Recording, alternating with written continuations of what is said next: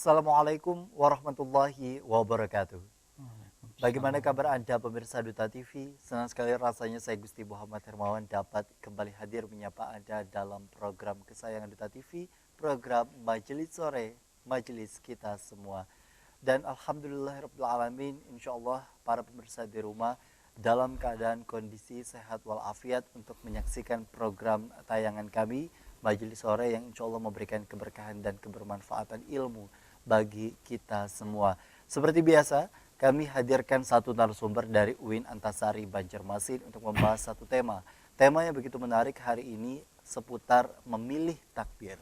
Untuk itu, kami sapa terlebih dahulu dalam pembahasan tema kita pada hari ini, Profesor Dr. Haji Asmaran ASM. Assalamualaikum Prof. Waalaikumsalam warahmatullahi wabarakatuh. Bagaimana kabar hari ini Prof? Alhamdulillah bagus. Alhamdulillah baik ya Prof ya. Kalau Prof sendiri base fakultas di UIN Antasari Banjarmasin di fakultas? Fakultas Sosiologi dan Humaniora. Kalau boleh tahu dari Prof sendiri ngajar di UIN sudah berapa lama atau jadi tenaga pengajar lah Prof? Sudah berapa lama? Sudah 35 tahun. Sudah 35 tahun. Itu bahkan saya belum lahir ya Prof. Belum lah ya. Iya, dan kalau bicara mengenai ini sendiri kan begitu banyak ya Prof ya. Artinya memang kalau bicara sebelum kita bicara mengenai tema begitu, Profesor sendiri terbayang ketika sudah lulus sekolah atau lulus kuliah begitu memang mau menjadi seorang tenaga pengajar atau seperti apa Prof? Saya itu memang agak aneh lah. Kenapa anehnya? Anehnya itu sekolah tidak ada cita-cita mau jadi apa gitu lah. Mungkin beda dengan sekarang, biasanya kalau anak itu jadi pilot, jadi apa gitu kan. Tapi saya itu mengalir aja. Mengalir aja. Mengalir di mana ya, kalau bahasa Banjar di masa sangkutnya itulah. Kebetulan ya ini jadi dosen sekarang. Iya. Dulu itu kan saya di pondok. Setelah SD masuk ke pondok. Dari pondok dulu ikut juga ujian guru agama, ikut kalau nanti jadi guru agama kan. Dulu ada pendidikan guru agama PGA itu ya. Kemudian terus kuliah ke Banjar, ikut teman aja juga. Anehnya itu saya ke Banjarmasin. Base-nya dari mana? Sebelumnya tempat domisili. Saya orang Hulu Sungai, orang Balangan lah. Balangan naik ke atas lagi. Baik. Ke Juwai itu dekat orang-orang bukit sudah. Ya. Jadi saya sekolah iya ke pondok itu juga diantar ya sekeluarga. Ya mungkin saya ikut-ikutan dengan itu ya, dengan teman-teman banyak yang sekolah di situ di Pondok Raha itu, Norma Islam Raha Muntai. Sekolah di situ, kemudian tamat di situ 6 tahun. Kuliah itu nggak bilang sama orang tua saya. Saya mau kuliah nggak bilang. Cuma setelah ikut tes setelah tes saya baru bilang sama orang tua ya, saya kemarin ikut tes untuk kuliah, gimana? Kata orang tua, aja kita coba aja, di mana sampainya kita, kalau nggak sampai di situ aja. Ternyata menjadi profesor hari ini, Masya Allah. Dan anehnya juga orang tua saya itu kan buta huruf dia. Ayah saya itu buta huruf, nggak bisa nulis, kita baca. Kemudian apalagi ibu, nggak bisa nulis, nggak bisa baca beliau. Karena orang desa ya. Tapi karena didikan beliau lah yang kemudian iya, memang di samping doanya, ingat sekali doa ibu itu kadang-kadang melepas kita itu menangis beliau. Tapi doanya itu ya, di samping itu dia kadang-kadang mengingatkan saja. Nanti pelajaran diperhatikan katanya. Dia nggak bisa, kan harus begini-begini. Itu aja itu. Dan sampai ternyata menjadi profesor begitu, ini luar biasa. Apakah itu bagian dari takdir, Prof? Nah, bicara mengenai takdir, ya hari ini kan tema kita memilih takdir. Mungkin boleh disampaikan dulu kepada para pemirsa di rumah, memilih takdir itu seperti apa? Ya, dengan demikian bahwa itulah pilihan kita, tapi pilihan kita tadi tentu menyesuaikan dengan keadaan. Karena kita mungkin ya karena anak petani kan, hingga kita sesuaikan bagaimana kita mengusahakan memilih yang sesuai dengan keadaan kita lah. Dan kemampuan yang kita miliki ya. Ya tentu dengan takdir ini kita tentu percaya semuanya itu diatur oleh Allah Subhanahu wa taala kan. Namun Allah juga memberikan kepada kita potensi ya, kemampuan baik fisik maupun intelektual kan, harus kita gunakan itu. Karena pemberian Tuhan, pemberian Allah itu kalau tidak digunakan kan mungkin kalau bahasa kita ini di kampung kan mungkin sarik Tuhannya itu.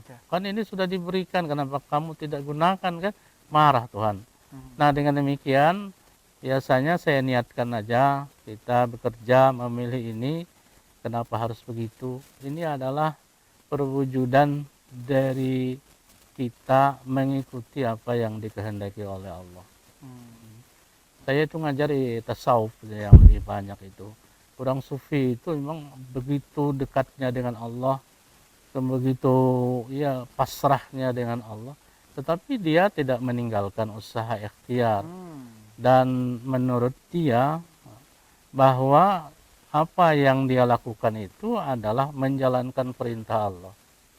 Jadi sebagai contoh umpamanya, kalau ditanyakan kenapa sampean pergi ke puskesmas, Ya.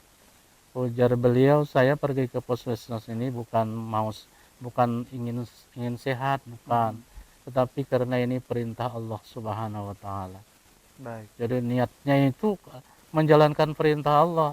Sebagai ikhtiar tadi. Sebagai ikhtiar tadi, ikhtiar harus dijalankan. Dan takdir itu memang ada yang sudah landing ke bumi, itu sudah menjadi bagian dari kehidupan kita. Umpamanya kita ini kalau mau beras itu mau jadi nasi kan, itu dibuat dalam panci. Ada ya. prosesnya. Ada prosesnya. Kemudian itu diletakkan di atas kompor yang ada energi panasnya, umpamanya ada apinya itu. Kalau tidak begitu, berarti kita tidak mengikuti sunatullahnya. Jadi kita memasak yang begitu karena mengikuti itulah aturan yang diberikan Allah. Itu sudah landing ke bumi itu. Jadi itu banyak sekali kan takdir Allah yang sudah turun ke bumi ini yang sering disebut dengan sunnatullah.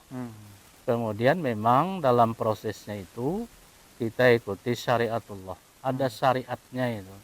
Jadi sunnahnya begini, tapi syariatullah itu maksudnya adalah kita itu menjalankan sesuatu tidak boleh melanggar syariat itu. Sehingga dengan demikian biasanya, karena tadi saya sering baca teori orang sufi ya, bahwa syariat itu harus ada hakikatnya juga. Syariah bila hakikatin altilatun. Orang bersyariat harus juga bersyariat, tapi kalau di dalamnya tidak ada hakikat bahwa yang terjadi itu karena Allah, tapi itu main hakikat namanya, main di dalam saja. Syariatnya tetap jalan. Berarti artinya secara sederhananya apa yang dilakukan dan diusahakan itu kembali kepada niat, dan niat tersebut dikembalikan lagi kepada Allah. Iya, begitu. Jadi harusnya begitu. Jadi kita tidak pernah lupa bahwa semua kejadian ini adalah dari Allah Subhanahu wa taala. Tetapi kita harus bersyariat itu ya. Baik, bukan hanya berpasrah diri. Iya, itu ya. Begitupun juga untuk mencapai tingkat profesor ini sendiri.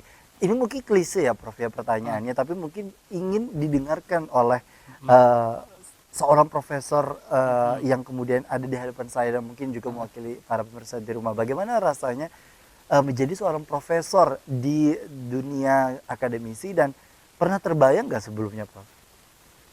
Saya nggak pernah lah terbayang jadi profesor, tapi tadi mengalir gitu aja. Karena waktu jadi dosen kan, untuk naik pangkat itu ada ada kumnya, ada persyaratannya kita dan terus lengkapi. haus akan ilmu tadi. Terus kita terus karena niatnya tadi itu kan menjalankan perintah Allah dan Rasulnya. Nuntut ilmu itu kan seumur hidup, malah sampai ke liang lahat gitu. Ilma minal mahdi ilal lahdi kan, dari buayan sampai ke liang lahat, itu berarti nuntut ilmu terus menerus. Kita jalani aja. Kalau mau pintar memang harus membaca, harus terus menambah. Tanpa bergerak itu tidak bisa kita. Jadi air itu kalau tidak bergerak kan dia ya bisa berbau dia, tapi kalau yang mengalir terus itu hidup dia. Sering Baik. dicontohkan kan kita ini di hidup ini seperti bersepeda lah. Betul. Kalau kita diam sepedanya rabah itu, Mhm. jatuh sepeda itu. Tapi kita jalan, kadang-kadang jalannya bisa cepat dengan sepedanya di kayuh itu, tapi ada kadang-kadang lambat, Mhm. kadang-kadang menaik, kadang-kadang menurun. Itulah Betul. perjalanan hidup manusia harus dijalani.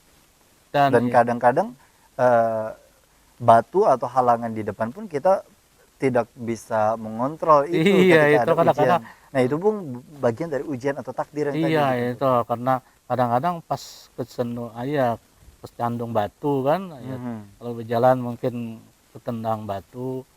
Kita sudah mengusahakan tapi ternyata anu juga. Tapi ya kalau sudah tahu bahwa di situ ada batu jangan ditabrak lah. Nah, itu tadi yang melanggar Iya malah. melanggar. Itu Baik, memang ketetapan Tuhan sudah begitu. Kita jangan baik. melanggar. Kalau kita bicara mengenai takdir para pemirsa di rumah, seringkali ini dijadikan kata yang sehari-hari rasanya kita eh, bagi apa ya, semacam jalankan dalam kehidupan kita bersama. Namun tentu pertanyaan muncul di dalam diri kita, apakah benar segala ujian cobaan hidup kita itu merupakan bagian dari takdir atau karena perbuatan kita sendiri? Nanti kita akan tanyakan ya Prof ya Iya. seputar pembahasan tersebut, namun kita akan kembali usai jeda. Tetaplah bersama kami di program Majelis Sore, Majelis Kita Semua.